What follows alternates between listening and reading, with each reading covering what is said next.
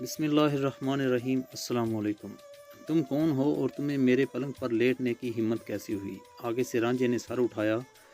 حسین گبرو جوان، شانوں پہ جھولتے ہوئے سیاہ پٹے، چہرے پر سرخی اور لبوں پہ پیار بھری مسکراہٹ۔ اس نے دھیمے لہجے میں کہا، میں ایک تھکا ہارا مسافر ہوں، پل دو پل کے لیے پلنگ پر لیٹ گیا، واقعی مجھ سے غلطی ہوئی، مگر اب اس کے لیے اس غلطی کی معافی مانگنا ضروری نہیں رہی تھی، کیونکہ ہیر اس کے حسن و جوانی کو ایک نظر دیکھتے ہی اپنا آپ ہار چکی تھی۔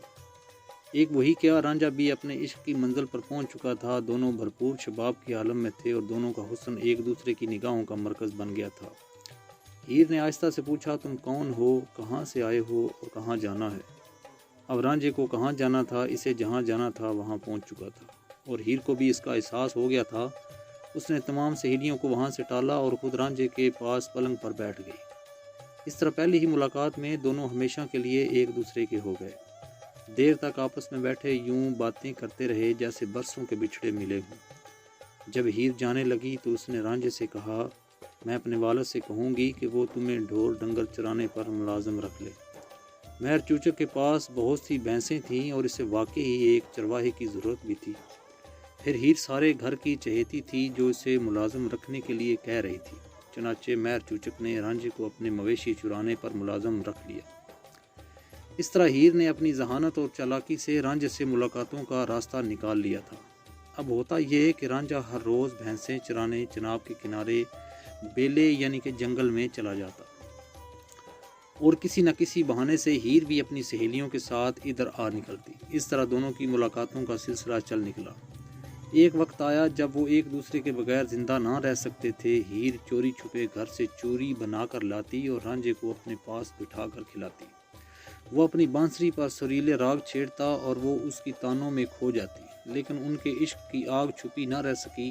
آہستہ آہستہ دونوں کو پیار کا چرچا ہونے لگا۔ پہلے تو لوگ دبے دبے لفظوں میں ذکر کرتے تھے، مگر پھر عام باتیں ہونے لگی۔ باتیں کرنے والے ان لوگوں میں مہر چوچک کا لنگڑا بھائی قیدو سب سے آگے تھا۔ وہ ایک بدطینت انسان تھا جسے لوگوں کی برائی اور ادھر ادھر کی لگائی بجھائی کرنے کے سوا کوئی کام نہ تھا۔ وہ ہر وقت چونکہ دونوں کے کھوج میں لگا رہتا تھا، اس لیے ایک روز اس نے دونوں کو بیلے میں ایک ساتھ بیٹھے اور باتیں کرتے دیکھ لیا۔ گھر آ کر اس نے اپنے بھائی ہیر کے باپ سے کہا، ہیر اور رانجھا دونوں بیلے میں ملتے ہیں، ان کے لچھن ٹھیک نہیں ہیں۔ اس قسم کی شکایت پہلے بھی چوچک کے پاس پہنچ چکی تھی، مگر اسے اس بات پر یقین نہیں آتا تھا، کیونکہ اسے اپنی بیٹی پر اعتماد تھا۔ وہ اس طرح کے الزام پر توجہ دینے کے لیے تیار نہ تھا، لیکن اب جب کہ اس کے بھائی قیدو نے اسے بتایا کہ اس نے دونوں کو اپنی آنکھوں سے ایک ساتھ دیکھا ہے، تو وہ قدرے سوچ میں پڑ گیا۔ اسے بھی شک ہونے لگا، لیکن وہ اس کا ثبوت چاہتا تھا، اور جلد ہی قیدو لنگڑے نے یہ ثبوت بھی پیش کر دیا۔ ایک روز جب ہیر رانجھے کے لیے چوری لے کر گئی تو اس نے فقیر بن کے اس کا پیچھا کیا اور بیلے میں پہنچ کر ایک جگہ چھپ کر بیٹھ گیا۔ جب ہیر رانجھے کے لیے پانی لینے گئی تو قیدو فقیر کے روپ میں اس کے پاس گیا اور خیرات میں تھوڑی سی چوری مانگ کر لے آیا۔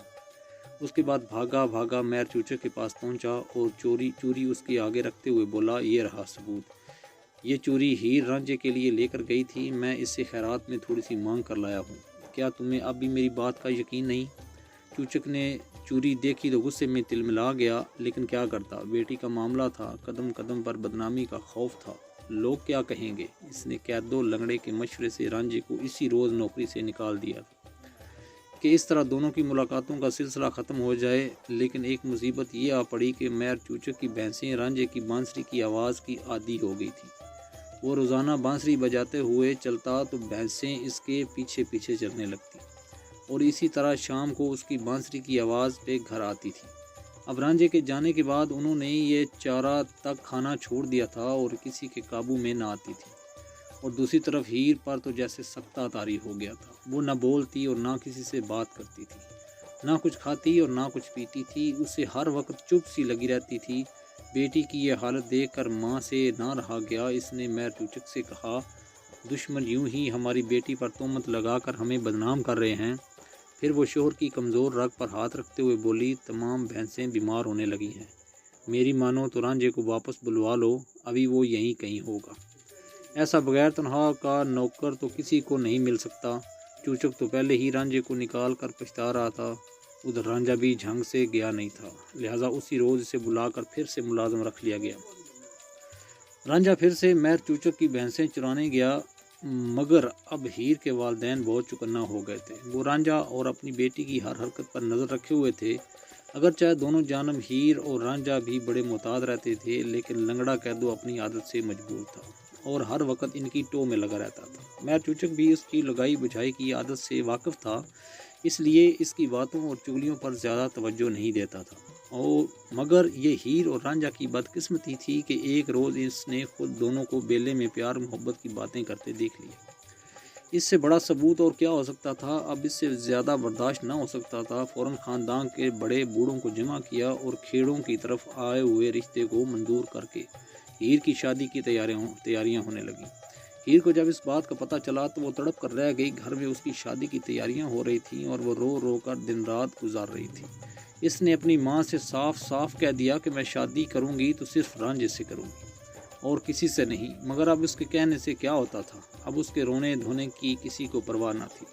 اس کا دکھ بٹانے والا ایک رانجھا تھا اور اسے بھی نوکری سے نکال دیا گیا تھا، جو اس وقت نہ جانے کہاں گیا تھا، معلوم نہیں کس حال میں کتنا دکھی تھا۔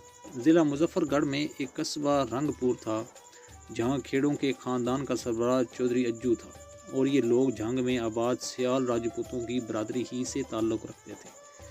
کہا جاتا ہے کہ سیال راجپوتوں کے آباء و اجداد میں سے ایک رائے سیال نے حضرت بابا فرید گنج شکر رحمۃ اللہ علیہ کے ہاتھ پر 1258 میں اسلام قبول کیا تھا، اور اسی سلسلے کے ایک فرد ملک خان نے 1462 میں شہر جھنگ بسایا تھا۔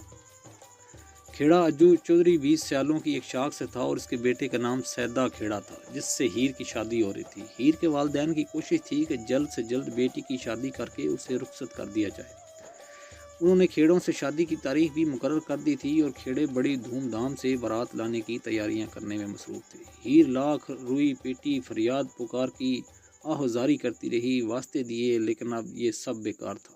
شادی کی مقررہ تاریخ آ گئی اور اس کے ساتھ ہی دھوم دھڑکے سے کھیڑوں کی بارات بھی آ پہنچی۔ صرف مہر چوچک کے گھر میں ہی نہیں، پورے قصبے میں شادی کی رسمیں ادا ہونے لگیں۔ ہیر کے خاندان والے اس کے لیے خوش تھے کہ جوان بیٹی کا نکاح ہو رہا ہے، اور کھیڑے اس لیے خوشی میں پھولے نہیں سما رہے تھے کہ وہ ہیر جیسی خوبصورت بہو لے کر جا رہے تھے۔ گھر میں ہر طرف شادی کی رسمیں ادا ہو رہی تھیں اور ہیر بیچاری رنج و الم میں ڈوبی ہوئی تھی، جس کی کوئی خبر لینے والا نہیں تھا۔ ایک ایک کر کے تمام رسمیں ادا ہو رہی تھیں اور ہیر کی مرضی کوئی نہیں پوچھ رہا تھا۔ صرف ایک وقت ایسا آیا جب اس کی پسند کے بارے میں دریافت کیا گیا، اور یہ وقت وہ تھا جب قاضی اس کا سیدے سے نکاح پڑھانے آیا اور اس نے پوچھا۔